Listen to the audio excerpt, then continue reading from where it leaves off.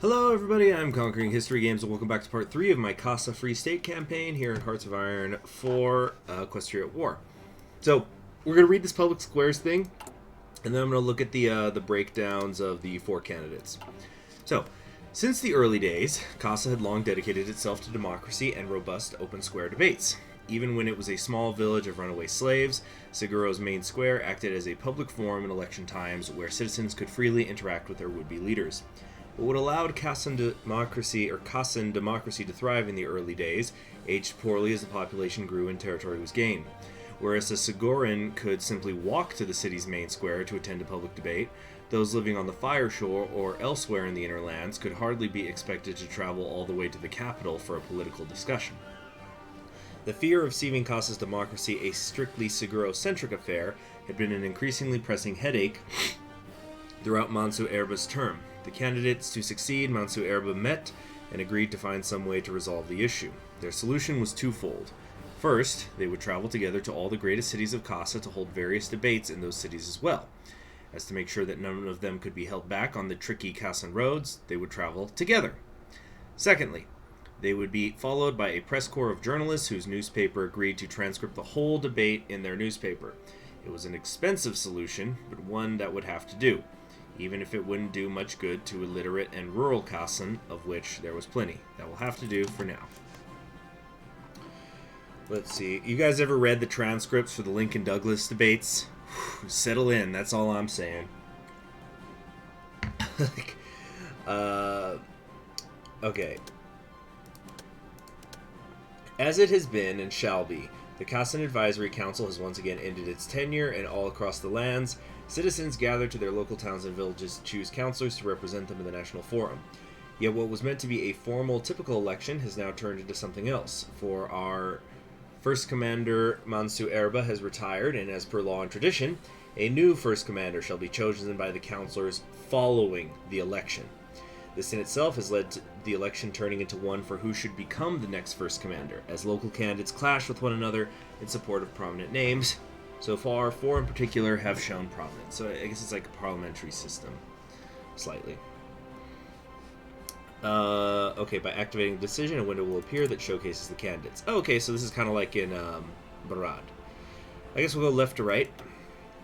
Lua Remedy. Oh, but this is also great because then you get to see everybody's portraits. Yeah, these are all nice. But Yermutha just gorgeous, absolutely gorgeous. Terrific hair, the clothing, the war paint, or whatever this is. It's probably not war paint. It looks great. Anyway, Lua Remedy. So this was the guy who was the assistant. Born the 11th of March, 972, in Seguro. Lua Remedy's political career has been defined by his service and loyalty to Mansu Erba. The Zebra Stallion was born to the political elite of Seguro, coming from a long line and venerated lineage of councillors and bureaucrats. His ancestor had gained fame as Sonora Pond's camp aide. Through his family, Lua knew Mansa Erba from his childhood, and in turn, the first commander found him to be a sharp-minded colt. After an education overseas in Macawia, Lua attempted to pursue a career in the burgeoning civil service, yet a single letter changed his life. An invitation from the first commander to become her secretary, a position that he accepted at once. This led Lua Ramadi to Kasan politics, aiding Mansu in drafting speeches and legislation amongst other tasks where his dutifulness didn't go unnoticed. Through Mansu, his name gained prominence among the councillors, and as the old first commander continued to rely on him more, the writing on the wall was clear. Lua Ramadi was Mansu Erba's designated successor. Okay, pretty straightforward. This is the ex-Navy guy, born August 2nd, 956 in Ilha Rosca. So that's the, let's come over here. That's this island here. Too many in Kasa, Pasarina's life embodies the prospect of individual opportunity offered by the Free Society. Born in the poorer district of the Ilha Rosca, not much is known about his early life. Only thing known for certain is that as just a colt, he worked on various ships as a deckhand until growing into a fully fledged sailor. While his early life was spent on board merchant and cargo ships, he soon was allured to serve in the expanding Kasa Naval Task Force. Pasarina himself credits the Navy for beating the worst out of him. His naval career led him far away from the safe shores and trade routes to the high seas and shores of northern Zabrica in pursuit of pirates and slavers. Over time, he showed his prowess as a stallion capable of assessing situations calmly. He rose to the rank of Tercerio Sargento in 981, and an engagement in that same year would lead him to temporarily taking over as a captain of a destroyer. His excellent conduct and bravery in this emergency led him to be awarded, but even as he was given a chance to enroll into a naval academy, to everyone's surprise, Passerina declined the honor and simply asked to be allowed to finish his tour. Once decommissioned and back in Kasa in the year 983, Passerina did not remain idle. Using his experience, past and few connections, he formed the South North Corporation, a cargo company specialized upon transporting goods between Kasa and Macawia. His iron will and shrewd dealings allowed him to not just survive the competition against the well-established companies, but thrive. It was also then Passerina made his debut into the upper echelons of Kasan society, where his direct manners and titular pipe made him a known figure. By the beginning of the 1990s, Passerina stood among the richest of Kasa. All this culminated in his election as the counselor of Ilha Rosca in the election of 991, by the backing of not just the local business magnates, but also many common citizens. In the council, he became a voice for modernization of Kasa. Culmination of this was the adoption of his program, titled Produt Projectu by Mansa Erba in 1000, which saw construction of the first railway lines around Seguro. Now we have Yermthu, born July 3rd, 979, in Ulfercliff, Bimenoia. Is that here, or is she a refugee, or was it her parents were refugees? Oh no, it's right here. Okay, so it's like on the coast, a bit more into the mainland. It's like a forest area. One cannot always tell a creature's fate based on their oranges. Born to a family of Barad refugees, Yermathu's entire life has been shaped by events prior to her birth. While her family had been just simple serfs living in the Barad valleys, the crisis caused by the Pentarchy's rise led to her parents only narrowly escaping the chaos. Her childhood was spent growing up in Ofercliff, where many refugees were settled by Kasa. Though originally a Vittenlandic pony, speaking Vittenlandic as her mother tongue, young Yermathu learned Kasan fast, enabling her to pursue rudimentary education in both languages. Despite showing prowess and intellect, she did not pursue higher education even when offered the chance. She instead began to aid her fellow refugees in any way she could. Over the years, her focus moved to coordinating the aid efforts and acting as a middleman between the government and camp representatives. It was during her work that Yermathu began to slowly develop a unique political philosophy. She adored Kasa's harmonic values of individual liberty and the democratic institutions that assured equality of all. By the way, I haven't been mentioning it, but there's a couple of little grammatical and spelling errors throughout these, so just maybe another pass. I don't know how much effort that takes. I really don't. I don't know if they have to dive into code and stuff. I'm just throwing it out there. Yet, she saw the value of local communities and disliked how political capital was entirely centered in Seguro, with municipalities having little say in affairs that concerned themselves. Her localist ideology gained some ground in the northern states and culminated in her election to councillor of Oterfercliff in 999. Despite her reservations, Yermathu was a staunch loyalist to Mansu Erba's policies and kept her criticisms to the parley rooms for most part. Her biggest political victory was the passage of the Petition Act in 1002, which enabled local communities to directly petition the first commander. Yes, I think we went over that earlier. Okay, and then finally, this is the one whose event we already read, Altu Keksa, born February 18th, 966. Is that make her? Okay, so she's like the second youngest. So she's 41. If a Kasan was asked to name a single poet they know, then with a great chance they would say Altu Keksa. The zebra mare is well known and admired for her succinct yet poignant language, which has won her great fame despite her somewhat eccentric behavior. Yet her origins are far more tragic. Born to a poor family in Ilhas Lagosta, so that's, where's that? Ilhas Lagosta, you know what? Bayex, this must be a very small area. Here we go, Ilhas Lagosta. So, this is one of the smaller cities. Okay, so she's from this island. are right here, very small, the kind of crescent-looking one. Where was it? She was born to a poor family. It was a miracle that Altu learned to read thanks to her attentive parents. Already in youth, her experience with hardships molded her to be strong in her convictions, yet she never grew to resent the simple, poor way of life. Her evenings were filled by listening to her grandparents' stories about the past, how her ancestors had fought on Deva with Akeku, and how her great-grandmother had fought under Sonora Pawn against the Crusaders. It was from these tales that Altu, from an early age, yearned to be something more than just a farmer. She wished to be a soldier, only for a polio outbreak to crush Altu's dreams, leaving her with semi-crippled back legs and a need to use wheel aids to walk.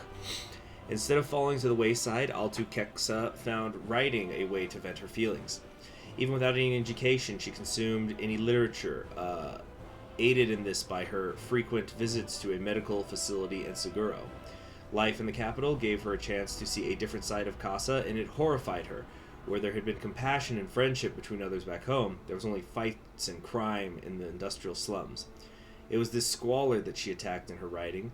Her breakthrough came, oddly enough, when an affluent pony hired her to recite her work at a party. What came to be known as the Night of Fire, the poet instead read poems that mocked her rich listeners for their decadent luxury. The ensuing newspaper drama and a lawsuit led to her imprisonment. Imprisonment? Wow. Freaking triggered rich elites. They imprisoned her over it? Wow. Anyway, but I could, you know what, I could totally believe it. But Altu simply continued to write inside the prison, aided in her work by a friendly jailer. After her time, she walked out, that like metaphorically walked out, I take it, to a cheering crowd. Altu Keksu became a successful poet, with her work published for free for all to read, earning her living from public recitals. But despite her wealth, the zebra continued to live at her ancestral farm, where she married the jailer who aided her, and the couple had twins. Oh, isn't that nice? So I've heard her referred to as the Elsa pony because of the white hair and the braid. Reminds me, I never got around to seeing Frozen 2. Oh well. Other things to do. So those are our candidates. I guess we could go ahead and disable the history decisions. Yeah. Because I already read through all of them. Just to kind of get rid of that alert. And political stuff. Okay, yeah. Just leave that be.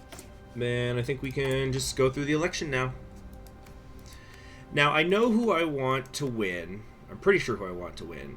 But also, I think I'm going to make a guide for this nation. So I'm going to probably, yeah, like right here, there's some sort of decision to be made. And it seems pretty straightforward because it tells you right here what's going to increase the popularity. But there's probably going to still be cuts because I'm going to make save files for when I want to do a guide. So we'll do a cut right now, and then I will come back. Okay, and we're right back. The Sinu scandal. One of the very first electoral debates took place in the old square of Ilha-Roca, where more than a century ago, Kasa saw the birth of its democracy. Let me get a little water. Many had expected it to be rather calm, while the locals were still in the shock of Mansu Erba's demission, but in the end the debate quickly got heated. The Ilha-Rocans had been enraged for days after the press broke the news of a corruption case in Seguro. A council mayor named Sinu was facing charges over an alleged corruption from a Macawian private company seeking to build a branch office in the Kasan capital. However, the case was made complex by Sinu's decision to turn herself in for accepting a large sum of money and gifts from the company, arguing that she had misinterpreted the company's intent. The company in turn tried to claim the whole affair had been one large misunderstanding caused by an internal mistake and translation errors. Sinu being a relatively popular politician, and the specifics of the case made the matter hugely controversial in Ilha-Roca, where corruption is heavily looked down upon. Upon being asked about the matter, each of the candidates tried to take a position. Luha Ramadi argued that the law was clear and all ought to face charges, though lenient ones in the case of Sinu, considering she turned herself in. Yermthu pounced on the argument, arguing that leniency would send the wrong message to the private sector and to the civil servants. She would rather see harsh sentences being given, though clearly harsher upon the company, who had no excuse for attempting bribery. Altu Keksa, in turn, agreed with Yermthu over the evident foul play at the company hooves, but argued that Sinu acted in good faith and had no responsibility. Worse, She considered that it would be criminal to remove a virtuous public servant for a private company's wrongdoing. Pasarina finally intervened, arguing that there was little point in tearing each other apart over a so-called bribery case being reported by the alleged bribed. Instead, he argued it would serve as a teachable moment for everyone in Kasa, and both Sinu and the company ought to be relaxed, since no clear harm had been done.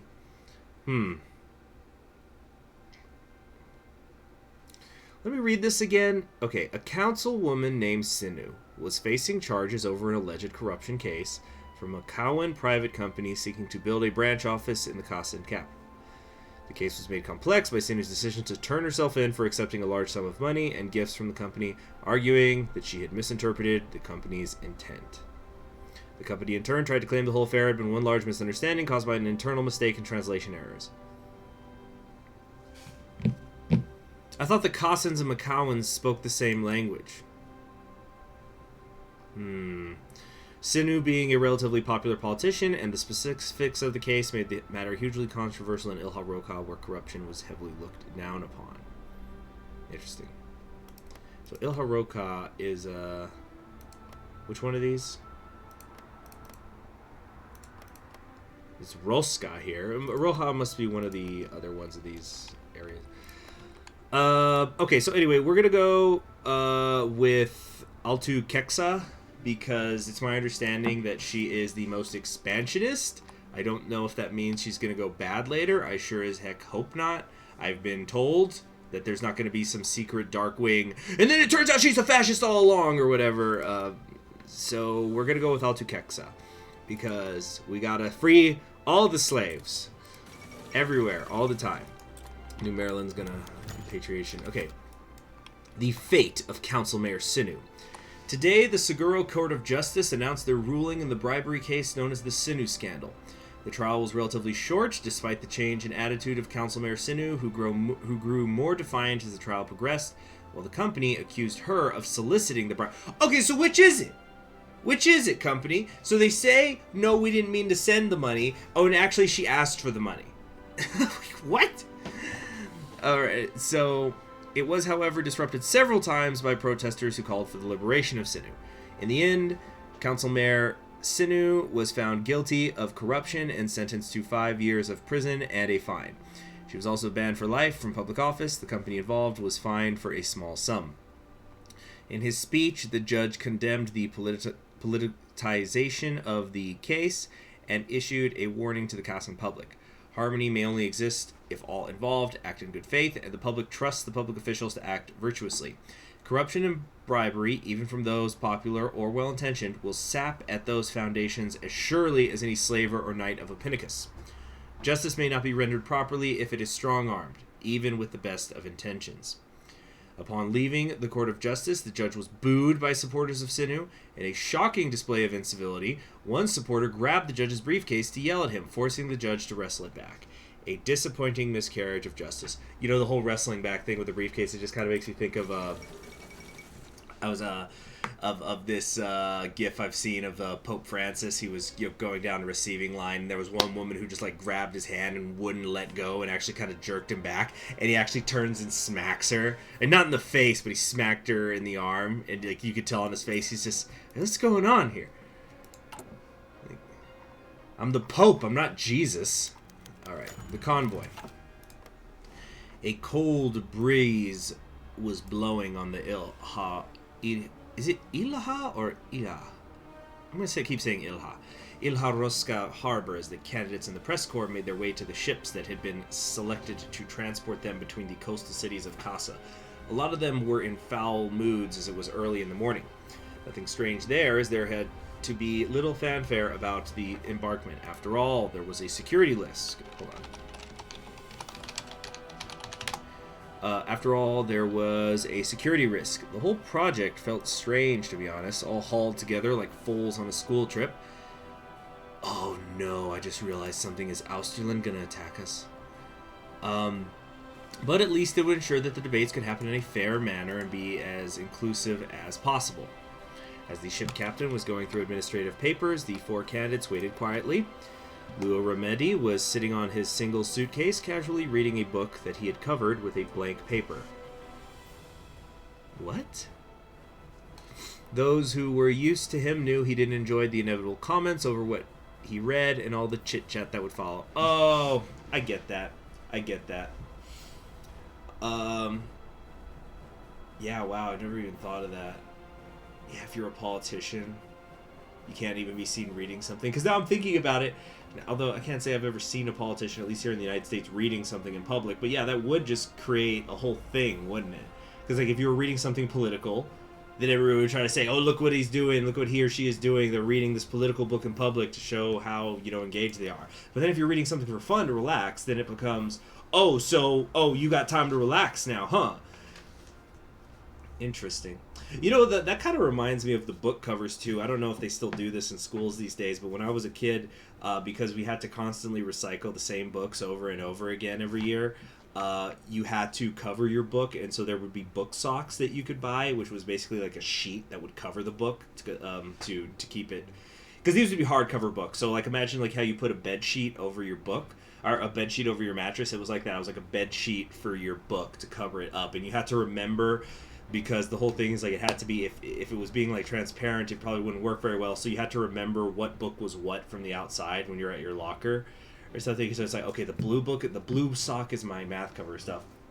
But you see, the thing is, you had to pay to get a book sock. They weren't distributed by the school. So the alternative, which I would do, and actually artistic students would do it too, is you would just take sheets of paper and you would fold them around the book. So it creates another paper layer, and it would get so dirty. But then like the artistic students would like decorate them. They draw all over them, and also even if you weren't artistic, because the outside was paper instead of a sheet, you could then write math or history, biology, whatever book it was. I don't know if they still do that anymore. I don't know if I just sound like some crazy old man right now. You see, the books had paper inside, but we would put paper on the outside because we didn't have money. Just, what the heck is right? And then, the rich kids would tuck their books in with the bed sheet. It was, so sleep snug book. Okay, we're totally off topic now. Sorry. Those who, he doesn't want to hear about the chit-chat. So Passerina, for his part, had lit up his smoking pipe and was leisurely wandering around, inspecting the various ships in the port. He was the only one in attendance to feel somewhat guilty. Eramathu, on the contrary, guilty? What? Eramathu, on the contrary, seemed a little bit queasy and was nervously walking around the ship. At some point, she gently tapped it, almost as if she was checking if the heavy steel ship wasn't going to fall apart. Is that because she's like an earth pony? However, if there was one who looked to be in a foul mood, it was Altukeksa, bound to a wheelchair, dutifully operated by a dull but bulky-looking zebra. She was angrily bossing around the ship's crew, who were embarking the usual cart she was using to walk around, asking them to be more careful with it. Finally, it was time to go. I don't understand. To feel somewhat guilty. This must be a typo. They must have meant a different word. I don't understand. Okay, onwards for the tour of Kasa. Enough of crazy conquering history games reminiscing about the things. I don't even know if book socks were what they were actually called or if that was just a slang term. Let's see. Yeah, I see when I look up book socks, the only thing that are popping up are socks that have books on them. But I'm talking about a wrap. Yeah, I must just sound like a freaking crazy person. Anyway, the Alac strike.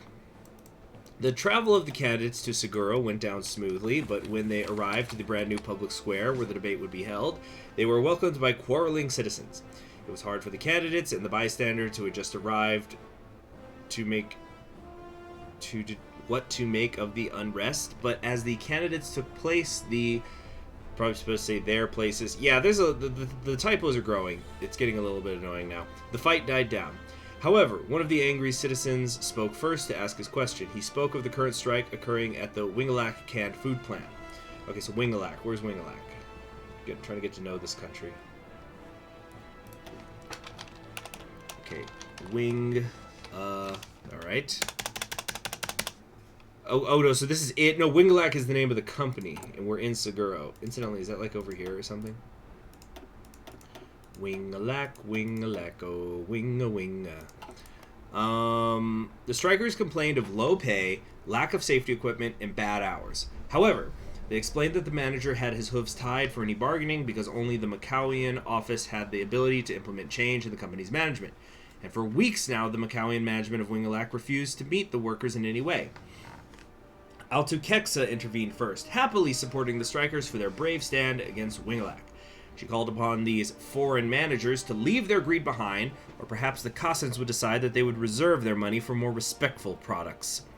Pasarina quickly intervened to denounce that kind of rhetoric as harmful, and argued that the strike ought to be used constructively, not as a political tool. He claimed that the Macawians were overall extremely responsible in their dealings, and that Kasans could not expect to be paid a fortune when the average Kasan, rural or urban, often had to make do with less than them. Aramthu criticized Pasarina in kind, arguing that it would be insane to expect of Kasans to be content to live in misery. She could understand that a company's means are limited, sure, but the fact that the management had failed to even meet once with the workers proved their bad faith and was unacceptable.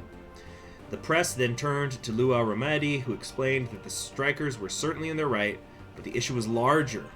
With the law being unclear on such matters, he argued that a significant legislative change in the labor regulations was in order, alongside a trade negotiation with Macawia at large. He asked both the strikers and Wingalac to ask responsibly and advised Wingalac to negotiate before the government decided for them.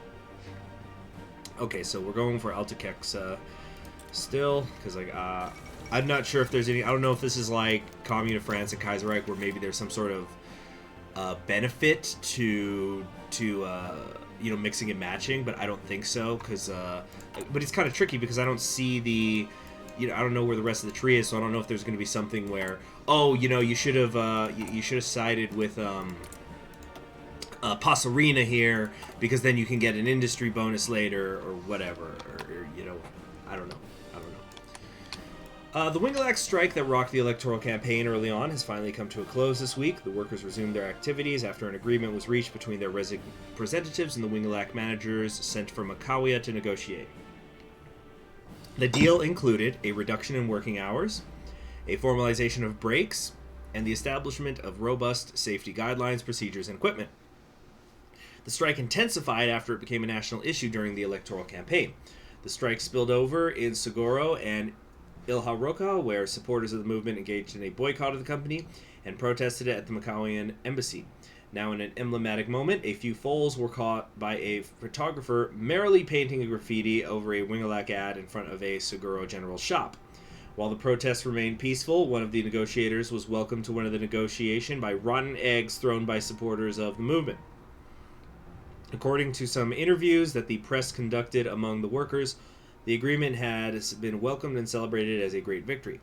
Back in Macawia, Wingalac complained heavily for the lack of support of their government and of that of Kasa in that negotiation. They also called the episode of the graffiti and the rotten eggs as worrying signs of a crack in Kasa and Macawian relations. A great victory for the workers.